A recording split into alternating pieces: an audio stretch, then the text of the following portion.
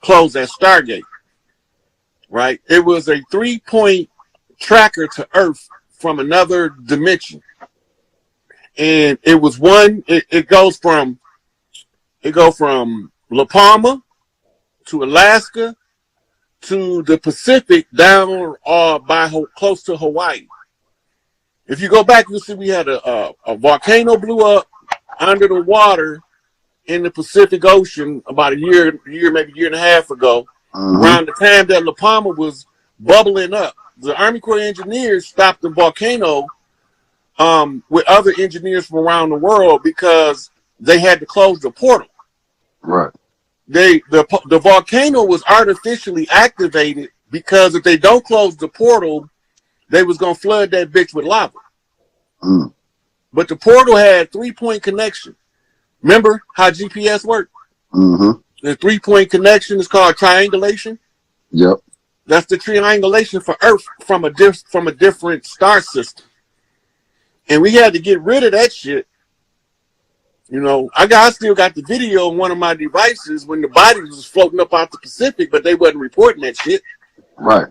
Motherfucker. So what you think about these new hurricanes? Because you know I'm finna move back to Puerto Rico in December, and I know they getting hit. Florida getting hit. What's your thoughts on the hurricanes? Like, do you think those hurricanes were provoked by man, or is just they naturally done? Okay, right now it's a good way to see the difference in man-made phenomenon and natural phenomenon. If the hurricane come and they got all these pretty ass colors, pretty ass motherfucking light spectrums in it, that's Mother Nature. If it come in and that motherfucker dark and gray and it don't got no life-giving color to it, man. Easy to tell the difference. Yeah, it's fucked up in Florida right now. Well, you got a combination of man and aliens working with the atmosphere. They fighting that shit. Yeah, that's a whole other animal, though. Man, this shit get deep, cold-blooded. This shit get deep.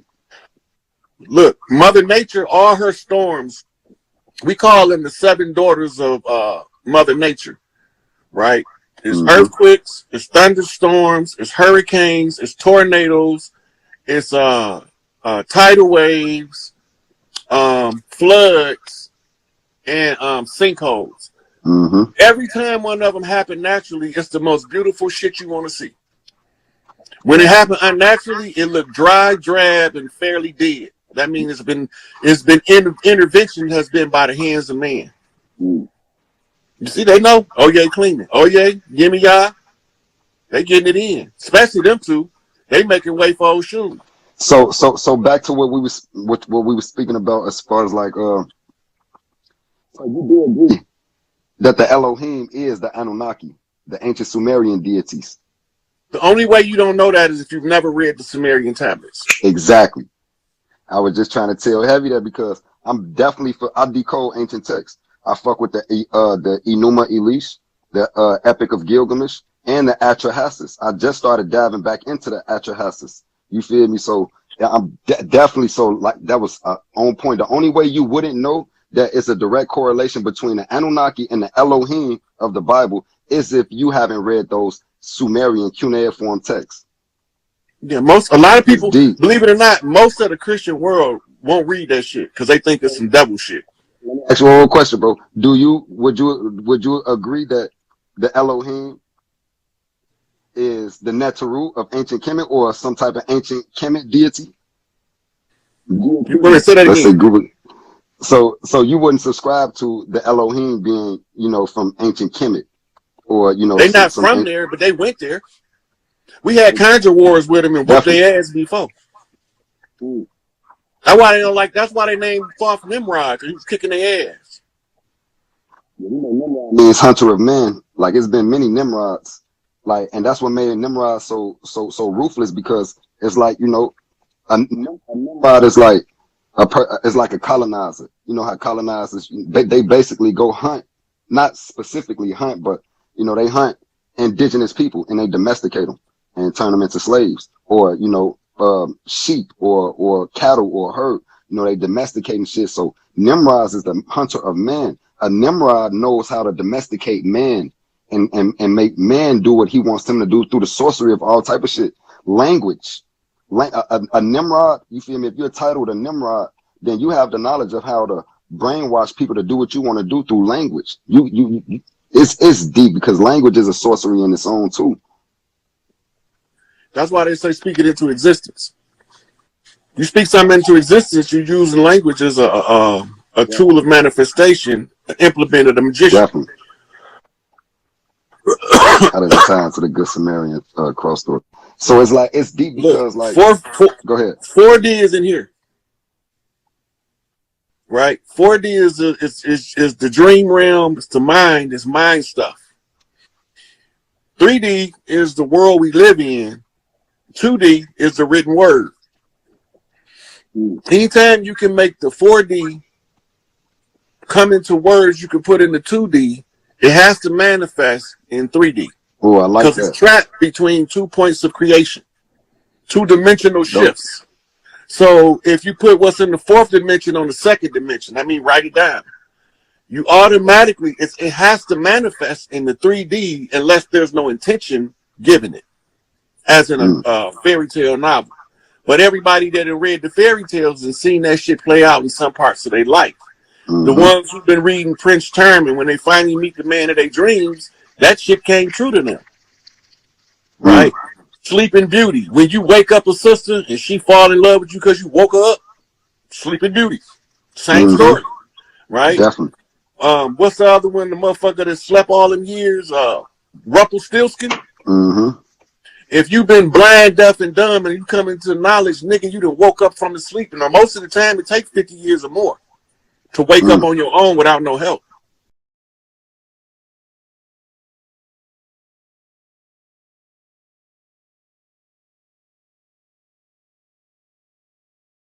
From the root to bind down.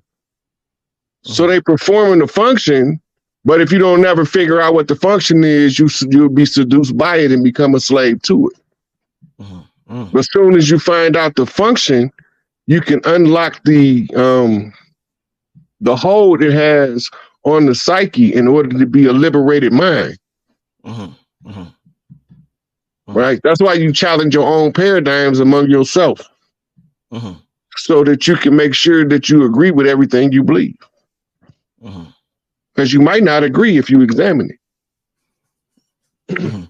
So Rod, you made the analogy about degrees, university degrees, us graduating from Earth, getting university degrees.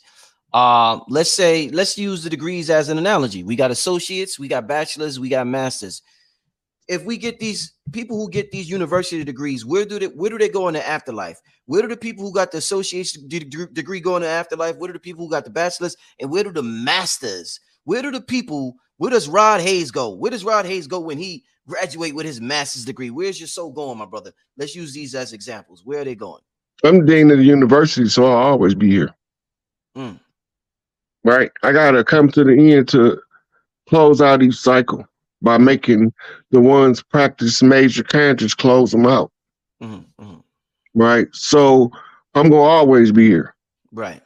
My consciousness was created to be compatible with the species that evolved to the planet, in which I would always take the highest form of human. Right? Because I'm gonna always have to come in and do some heavy lifting. Right. That's why it becomes a masculine expression of wisdom. And wisdom is justified to her children. And wisdom is Sophia. And Sophia is married to Tahuti. And when the two become one, it wakes the Queen Mother, the Queen of Heaven and Earth, Isis. And that's how you put the Great Mother back on her seat, by mingling the wisdom with the knowledge. It's the fusion of the psyche, right? To be in balance. It's the same with nature. Nature always seeking balance. That's why water is always on the go, seeking balance. But Rod, let me ask you this. If you the incarnation of Tahuti and Tahuti messes with Sophia and together they're able to shake shit up, are you spending your life looking for Sophia like Neo was looking for Trinity? Is you and Sophia going to be the equivalent of Neo and Trinity and shake the matrix the fuck up, Rod? Where is your Sophia, my brother. I don't gotta look for nobody. I know where they all at. No, but I'm saying a particular, like you're Tahuti. So are you looking for Sophia? Like Neo was looking for Trinity. That's what I'm saying. I did when I wasn't. Okay. I was looking for him when I wasn't.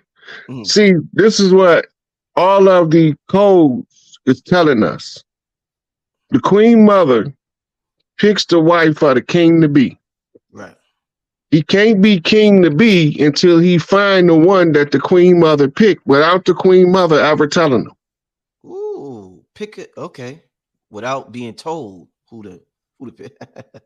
Now, she don't know the Queen Mother picked her, and he don't know the Queen Mother picked her. Yeah. The only way he can find her is if he followed the way of wisdom and she followed the way of righteousness. Right. Right. So naturally, the wise thing to do is to seek peace. And the righteous woman is a peacemaker. Right. Because she wants comfort in her home. Right. But then they're going to send you out to clean some shit up when the time comes. So you're going to figure it out later on when it look like it's too late. But it's going to come with an assignment. And that's how the pretender to the throne gathers the support to seize the kingdom and restore the land by following the steps of pretender to the throne, going about pointing to all of the ones doing the work. I ain't doing this looking for nothing. I'm doing this to show everybody where everything at. Right? When they understand what's been taking place, it was some voodoo shit. So they told us voodoo was evil and to stay away from it, so we could never figure out that they was using voodoo on us. That's that trick I talked about in the beginning. Stay away from that. Then they using this shit. Okay. Yeah. Even our music. They knew we used to trade messages in the music. That's why they used to call our music race music. Right. The blues. All of them's codes. Rock and roll was birthed by Little Richard, Chief Screaming Hawk. All that shit codes. Tears of a Clown, Smokey Robinson, High Chief Hayoka. From the land. He not no African, he'll tell you. But he proud to be black. Understand we had war. The war is the war of the mind of the people. The people had to determine who they are. The self-realization is also the activation of the new system, with us being back on top. The ones who don't understand the message is telling you who they are because they can't digest the message, so they have to attack the messenger. It's over their pay grade. Right? So we have different cross sections of the community. The ones who know what's going on, they know what I'm talking about. But the ones that's part of what we call the conscious community, them the niggas that's in the way. They more in the way than them church folks. And the church folks been in our way a long time. Now it's these so-called conscious folks. Part of their so-called woke culture. And I don't got nothing to do with none of that shit.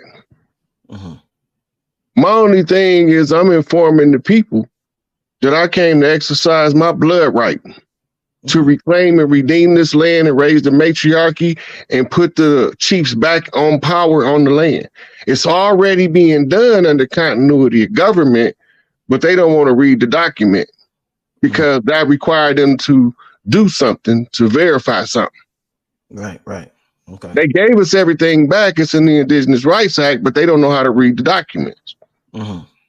We just got to know how to restore the original government. We have to revert back to a time before the advent of what we call the United States constitutional government. We have to go back to the Confederate tribes' oral constitutions and issue the oral edicts of the chiefs. We can't use their system to overthrow their system because by doing that, you supporting their system. You have to divorce yourself from their system, use the original system of the tribes that all tribes understand, and put it in the public domain. Mm-hmm. Right. So we tell the stories and go over the history. I done read thousands of books, man. I don't have time to every other word give you the book. Mm-hmm. Right. And then especially when I'm not doing a class where I'm pulling the receipts. But at the same time, it don't matter what anybody think. You know, I don't have no beef with nobody from that. I don't got no beef with nobody. All I'm just saying is when we doing what we doing to recover our birthright, go to Africa and get your African birthright, you African American. And then you will have a leg to stand on to put some weight on somebody for reparations. If you don't have a leg to stand on, you need your own country with a lobbying body of Congress of their own to lobby for you to get reparations. Japan lobbied for the Japanese in World War II. They got it. But ain't no African country saying you from there. Lobbying for you to get reparations, giving you dual citizenship because they know you've tied to the land over there. I've been talking to Pan-Africanists studying Garveyism for years. They all over there say the same thing I'm saying. We from over here. It is some African in us. We've been marrying them motherfuckers for thousands of years. But if they tell you they not making it up at 21andMe blood tests, DNA test shit, it says for entertainment purposes. The narrative is to steer us away from the birthright to the land over here. The narrative has to disassociate us from the land called America. But we was already here before Columbus came. Right?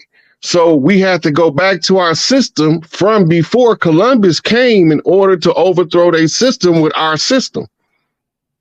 All of these wise legal counsels can't understand that the grandfather clause is in full effect when we go from Admiralty Maritime back to the law of the land and the totem pole.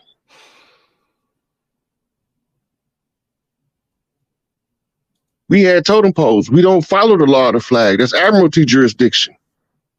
The law of the flag ain't supposed to apply on land unless it's in the embassy. Ron, let me ask you, how long has this earth plane, this school plane been in existence? Like, I'm just trying Time is an illusion.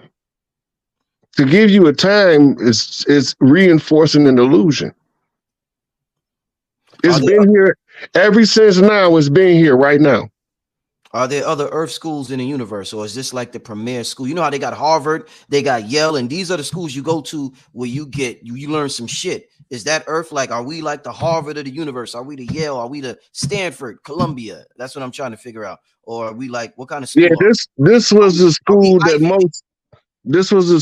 most species wanted to come to. This is all holographic projections in 3D. Mm-hmm. And our consciousness is in the video game, so to speak. Mm-hmm, mm-hmm. Right? And we getting the information. Somebody's playing with the joystick, manipulating the DNA in order to get the message when the mitochondria send the signal. Mm-hmm. Right? It's computer animated, digitally enhanced. Right? This is why you have ancient technology returning, like the healing chamber in the med bed. People talking about that's the newest technology. No, that shit ancient. Right.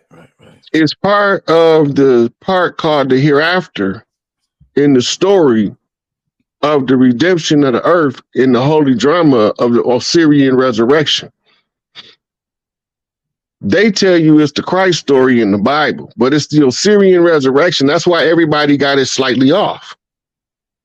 They looking at it from the reflection of an original story's reflection.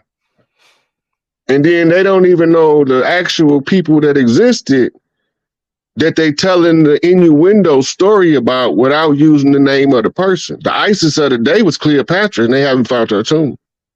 Mm. It's the synchronicities with the story. The story of the Christ was written in a 21-part play by Josephus Flavius. It was to be 21 different people looking at the story of this Christ character from 21 different angles, and they all had a gospel. A gospel is the good news, a good story. They all had a good story from their angle.